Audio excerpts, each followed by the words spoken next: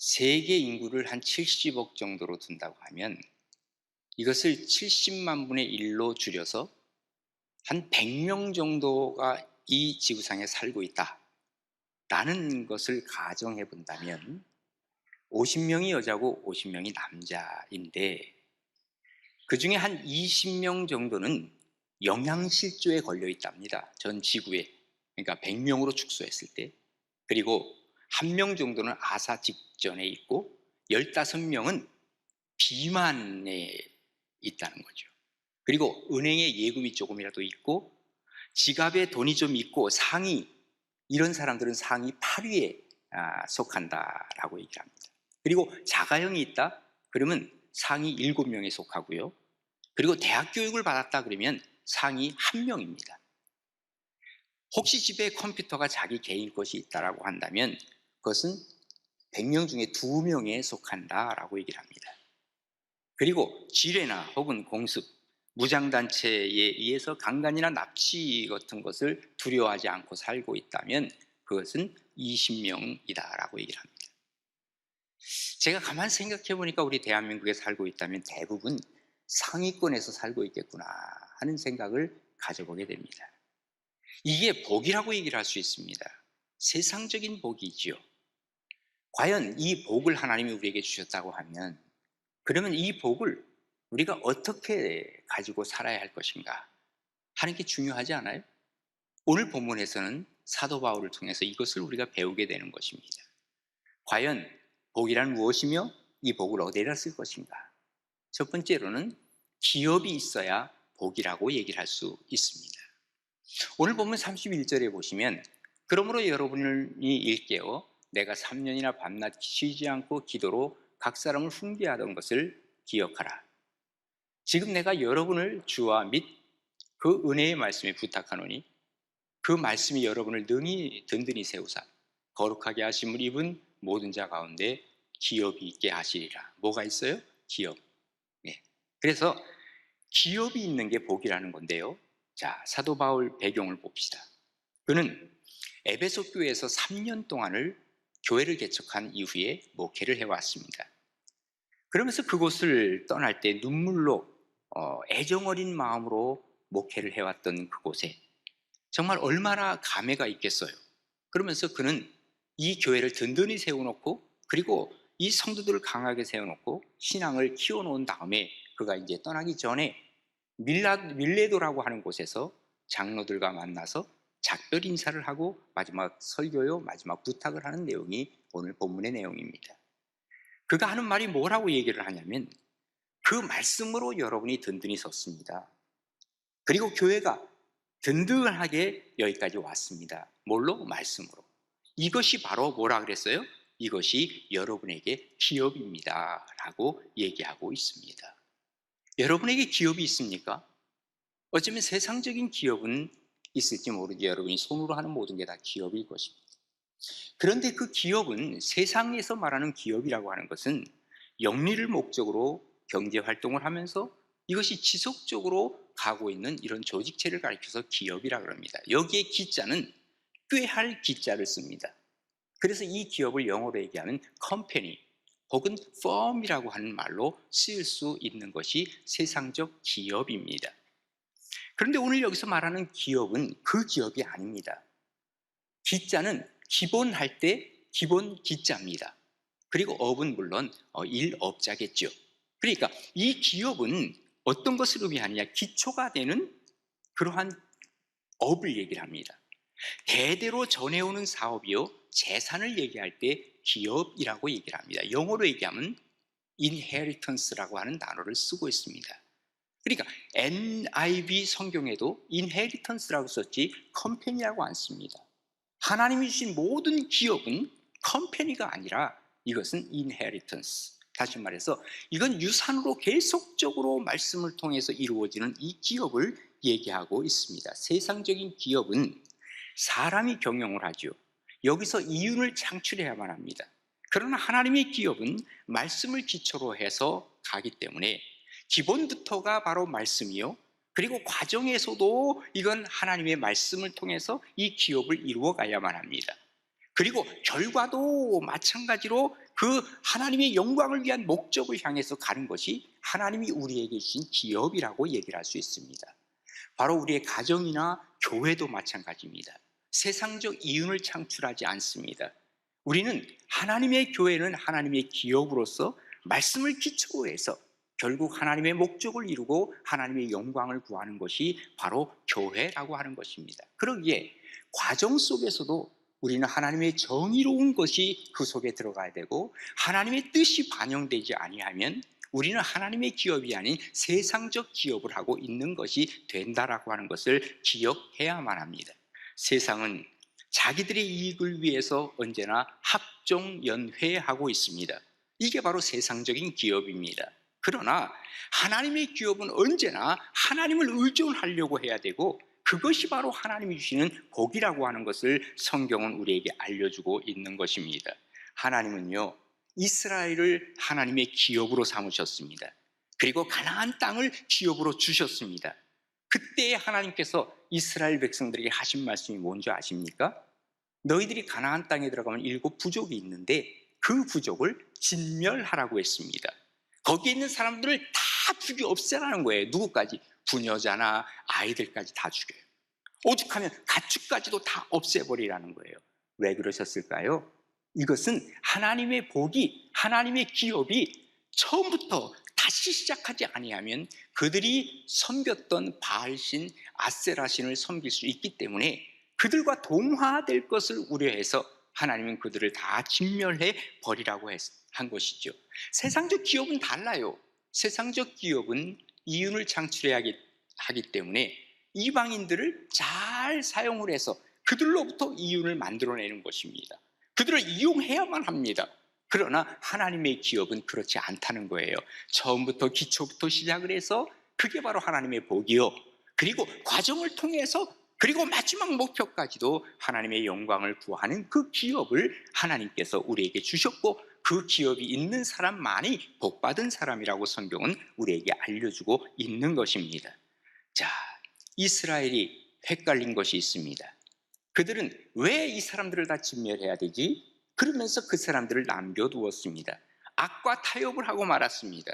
결국은 하나님 앞에 그들은 버림을 받을 수밖에 없었다는 사실을 우리는 압니다. 그래서 하나님께서는 이스라엘 자체를 기업으로 삼으셨지만 처음에, 그러나 그들이 하나님 앞에서 온전한 기업이 되지 못하였기에 이 기업을 없애버리고 다시 새로운 기업을 만든 것이 예수 그리스도를 통한 그리스도인들이요, 여러분과 제가 하나님의 기업이 되었다는 것입니다. 하나님께서는 그리고 계속해서 이 기업을 일구어 가시는데, 그동안 역사를 통해서 보면 유럽을 그리고 미국을 하나님의 기업으로 이렇게 세워 가셨습니다.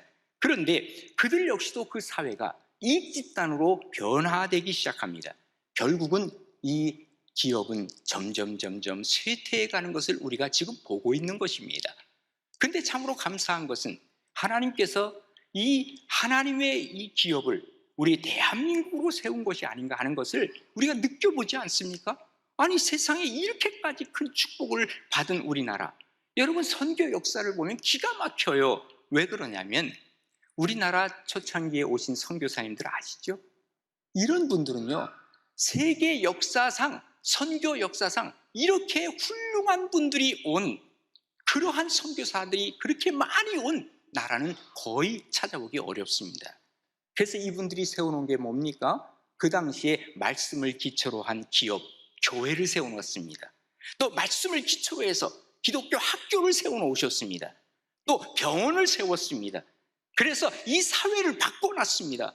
완전히 새로운 나라로 만들어가게 했습니다. 자, 그렇게 해서 시작된 한국교회, 이것이 바로 말씀을 기초로 해서 세워진 기업임에 틀림이 없지 않습니까? 그런데 세월이 지나면서 내적으로 부패하기 시작합니다. 외적으로 새로운 공격을 받기 시작합니다. 먼저 우리 내적인 부패는 어디에서 일어났습니까? 하나님의 이 기업이 세상적 기업으로 변화되어 가는 것을 우리가 느껴보지 않습니까? 말씀을 기초로 하지 아니하는 기업, 세상적 기업으로 바뀌어가는 것이 우리는 하나님이 주시는 복을 박차버리는 것이 아닌가, 우리 자신을 점검해 봐야 할 필요가 있다, 그 말입니다. 과연 여러분은 기업이 있습니까? 그 기업이 꾀할 기자의 세상적인 기업이 아니고 컴퍼니가 아니고 하나님이 주신 인헤리턴스, 예? 하나님이 주시는 근본 기자를 쓰는 이 기업이 여러분에게 있느냐 그 말이에요. 그것이 바로 복의 기초가 되는 것이요, 그것을 통해서 하나님은 기업을 계속해서 이어가기를 원하고 계시는 것입니다.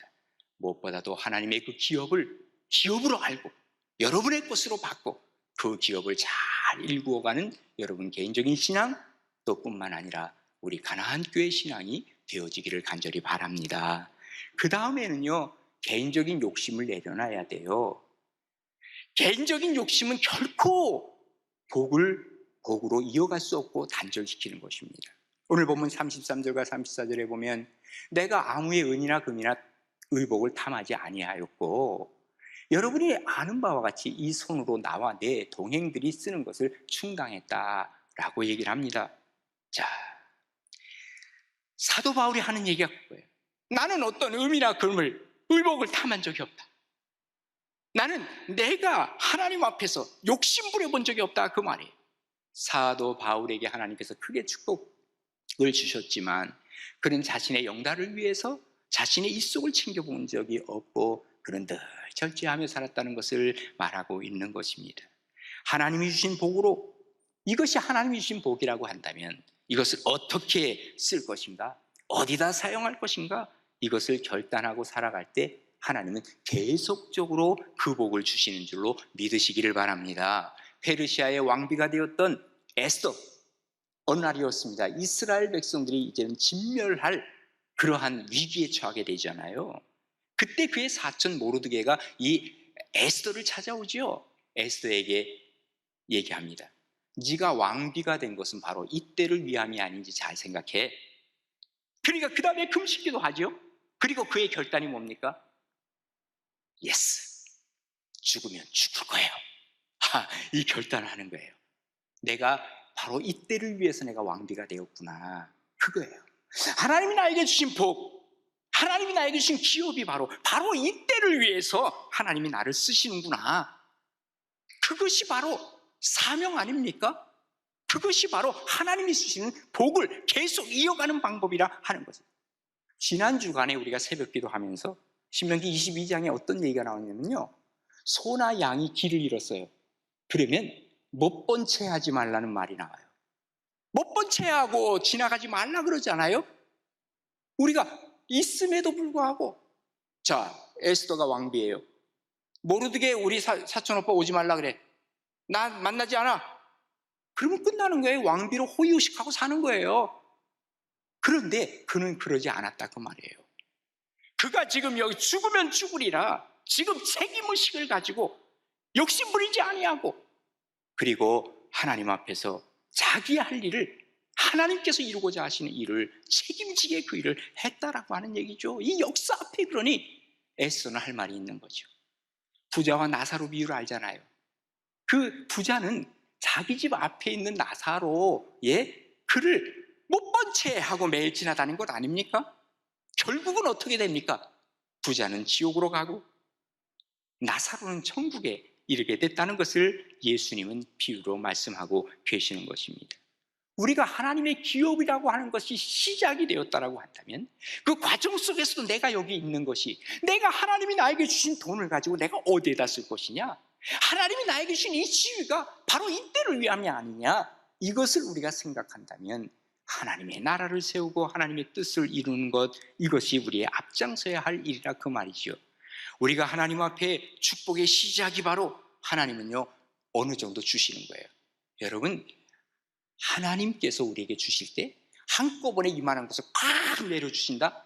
미안한 얘기지만 하나님 그렇게 하시는 하나님은 아닙니다. 먼저 조그마한 거 주세요. 그래서 내가 작은 일에 충성했구나, 그리고 그 다음에 큰 것으로 주신, 그 다음에 더 큰 것을 주시는 하나님. 우리가 하나님을 알면 내가 가지고 있는 것이 무엇인가를 보게 되고 이것을 통해서 어떻게 하나님께 영광을 돌릴 것인가를 생각을 하죠. 그리고 나면 하나님이 그 다음의 것을 주시는 것 아니에요? 너 제대로 쓰는구나, 내가 더 많이 주지. 그래서 우리가 맥주절에 감사가 있으면 그 다음에 어떤 감사가 나와요? 추수감사절에 놀라운 축복의 감사까지 나오게 된다는 것을 우리는 보게 되는 것입니다. 생사화복이 다 하나님께 달려있음을 믿을 때 우리는 욕심을 내려놓을 수 있습니다. 큰 창고를 짓고 말이죠, 내가 더 큰 창고를 짓겠다 하는데 하나님이 뭐라 그랬어요? 오늘 밤에 내 목숨을 내가 가져가면 이것이 다 누구의 것이 되겠느냐라는 말씀을 하나님께서 하시는 것입니다. 우리 그리스도인들은 열심히 살아야 돼요. 근데 왜 열심히 살아야 하느냐? 왜라고 하는 것이 더 중요합니다. 하나님의 목적을 위해서 열심히 살아가야 됩니다. 내 욕심을 위해서 열심히 사는 것은 별로 의미 없는 일이라 그 말이에요. 내 욕심은 결국 나를 망하게 합니다. 그것이 처음에는 복이라 할지라도 복으로 계속 이어져 가지 못하고 망하게 하는 것입니다. 그래서 성경은 뭐라 그러니까 욕심이 잉태하여 죄를 낳고 죄가 장성하면 사망에 이른다고 그렇게 말씀하고 있는 것입니다. 사도 바울은 나는 여기 에베소에서 목회하면서 어떤 경우에도 나는 욕심내 본 적이 없다. 나는 하나님의 말씀대로 그리고 이 말씀을 전했고 뿐만 아니라 나는 욕심 부리지 않고 교회를 위해서 여태껏 목회를 해왔습니다 하는 이 고백을 하는 것은 바로 우리에게도 적용되어야 할 말씀일 것입니다. 더 이상 욕심 부리지 말고 하나님이 나에게 주신 이 축복을, 이 기업을 어떻게 계속 이어갈 것인가, 그리고 이 복을 어디에다 써야 할 것인가, 이것을 생각하며 나아간다면 하나님은 그 복 위에 또 다른 복을 주실 것입니다. 마치 다 그분에게서 왔으니 은혜 위에 은혜가 우리에게 오는 것처럼 복 위에 또 다른 복이 우리에게 임하는 것을 경험하게 되더라 그 말입니다. 욕심은 복이 아닙니다. 하나님 앞에서 사명이 복인 줄로 믿으시기를 바랍니다.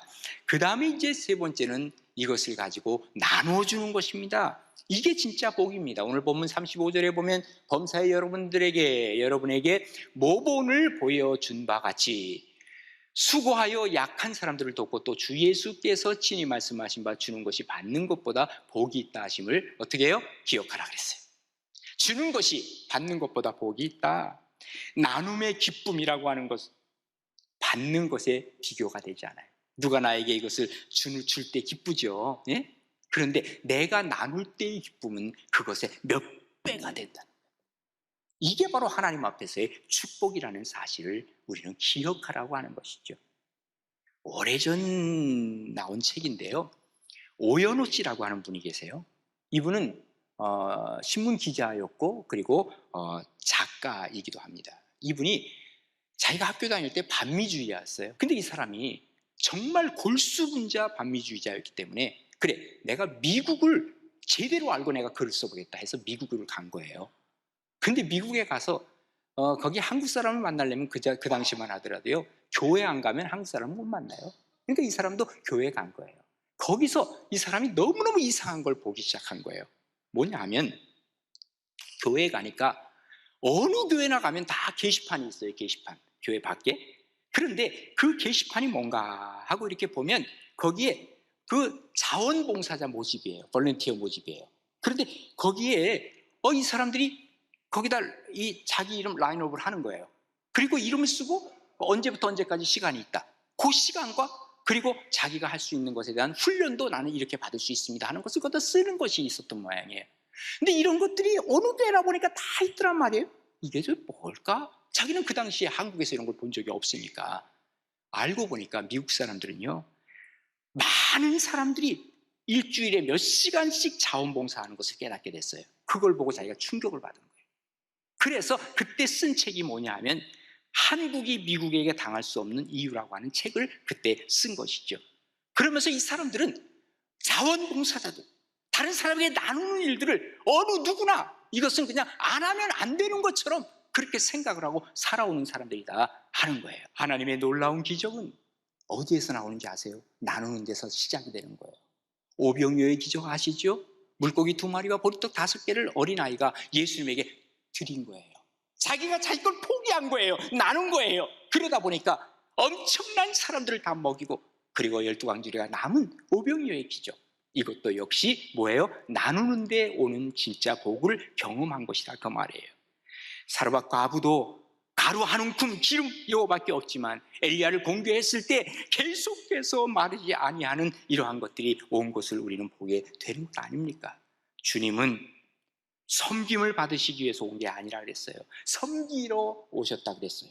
우리 그리스도인들이 섬기는데 어떻게 섬기며 어떻게 나누겠는가 하는 이 정신이 우리에게 필요하다는 것입니다. 그래서 오늘 여러분 이 예배 드리는 거 아니에요? 예배가 뭐예요? 서비스라 그랬죠? 예? 썬데이 모닝 서비스를 여러분 지금 하고 있는 거예요. 하나님 앞에 서비스하는 거예요. 여기서 끝나면 진정한 서비스가 아니에요. 밖으로 나아가서 뭐 해야 돼요? 밖으로 나아가서 서비스를 해야 돼요. 나눠주는 거예요. 이게 바로 하나님으로부터 받는 복을 지속해가는 방법이라고 하는 것을 얘기해주고 있는 것이죠. 그래서 우리가 신앙생활 잘해야 됩니다. 이게 하나님 앞에서의 서비스입니다. 밖으로 나가서 생활신앙으로 바뀌어야 됩니다. 이게 바로 진정한 하나님의 서비스를 완벽하게 만들어가는 방법이라고 하는 사실을 우리는 잊어서는 안 됩니다. 나눔은 언제나 하나님께서 기억하시는 일이 되는 거예요. 천국의 복을 쌓는 일이 된다고 하는 것을 성경은 우리에게 말씀해 주고 있어요. 그래서 마태복음 25장에 보면 하나님 앞에 섰을 때 오른쪽에는 양, 왼쪽에는 염소 세우는 거예요. 그리고 하나님께서 어떤 판결을 하시는 줄 아십니까? 자, 25장 35절에 보면 이렇게 얘기합니다. 내가 줄일 때 너희가 먹을 것을 줬잖아. 지금 양에게 하는 거예요. 그리고 내가 목마를 때 마시게 했지, 나그네 되었을 때 영접했지, 헐벗었을 때 옷 입혔지, 병들었을 때 돌아봤지, 너는 내가 옥에 갇혔을 때 와서 돌아봤어. 그랬더니 의인들이 뭐라 그래요? 아니 우리가 어느 때 주님께서 줄이신 것을 보고 음식을 대접했고요, 목마르신 것을 보고 언제 마시게 했어요? 그리고 어느 때 나그네 되신 것을 보고 영접했는지 모르겠는데요, 헐벗은 것 보고 우리가 옷 입힌 적이 없는데요 그랬어요. 그때 병 드신 것 본 것도 없고 옥에 갇힌 것도 본 적도 없고, 이렇게 얘기를 하니까 예수님 뭐라 그래요? 임금이 대답하여 이르시되 내가 진실로 너희에게 이르노니 너희가 여기 내 형제 중에 지극히 작은 자 하나에게 한 것이 곧 내게 한 것이라. 세상 속에 나누고 베푼 것이 바로 내게 한 것이다. 너는 내 오른편 양의 자리에 서라고 하는 것을 얘기해 주고 있는 거예요. 제가 오래전에 미국 LA에서 집회를 하고, 그리고 그곳에서 한 교회를 방문했어요. 미국이 아마 LA에서는 제일 큰 교회 중에 하나예요. 한 3,000명 뭐 이런 큰 교회인데, 마침 제가 갔는데 선교 보고를 할 때였습니다. 근데 얘기를 들어보니까 제가 참 처음엔 좀 의아했어요. 왜냐하면 거기 목사님이 한 1년 동안 안식년을 가는데 몇 억을 해드린 거예요. 그리고 이 돈을 가지고 선교지로 가시겠다고 그러니까 선교지 가시게 한 거예요. 그리고 나서 돌아와서 지금 선교 보고를 하는 그 시간이었어요. 처음에 내가 아니 몇 억을 드리면서 저렇게 안식년을 보내게 하나? 좀 이상하다 그랬는데, 그날 보고를 하는데 몇 억 받은 걸 가지고 내가 선교지 여기에 가서 거기에 학교를 짓는데 이 학교에다가 내가 몇 억을 했습니다. 뭐 몇 천만 원을 했습니다. 선교지 여기다가 이렇게 했습니다 하고 보고를 조목조목 다 하는 거예요. 네. 그리고 나서 지금 잔액이 이건데 잔액은 다시 교회에다 내가 이렇게 바칩니다. 이야, 하나님께서 정말 축복해 주시는 이유가 있구나. 이렇게 베푸시니 하나님이 펑펑 주실 수밖에 없겠구나 하는 것을 느끼고 온 적이 있습니다. 나눔의 복이라고 하는 것은 이것이 바로 성숙한 사람들만 할 수 있는 것입니다. 성숙하지 아니하면 절대로 나눌 수 없습니다. 왜 이걸 가지고 이 일을 합니까? 왜 이걸 가지고 저 일을 합니까? 성숙하지 못했다라고 하는 증거입니다. 우리를 위해서 쓰는 거는 전혀 반대하지 않지만 남을 위해서 쓰는 건 안 하겠습니다. 정신과 의사인 레온 사울이라고 하는 분이 정서적 성숙이라고 하는 책을 썼습니다. 여기에 성숙한 인간의 8가지 조건을 얘기를 하면서 첫 번째가 독립적이며 책임질 줄 아는 사람이라고 그랬고, 두 번째가 뭐냐면 남에게 나누어 줄 줄 아는 사람이라고 그랬습니다. 이게 성숙한 인간의 모습이라는 거예요. 하나님 앞에서 우리 가나안교회 모든 성도들이 좀 더 성숙해 갔으면 좋겠어요. 좀 더 복 있는 사람으로 복을 지속해가는 사람이 되었으면 좋겠어요. 잠깐 받고 이것으로 끝나지 말고 그 이상 계속 죽을 때까지, 아니 우리 후손 애들까지 기업이 있었으면 좋겠어요. 그 기업이 바로 인헤리턴스, 나눠주는 이 상속이 될 만한 이런 기업, 이것은 복받은 사람의 특징이라고도 얘기를 할 수 있는 것입니다. 받는 복 중요합니다. 그런데 나누는 복은 더 중요한 것입니다. 하나님 앞에서 주는 복과 받는 복과 주는 복이 여러분에게 계속해서 이어가는 하나님의 축복이 되기를 주님의 이름으로 축원합니다.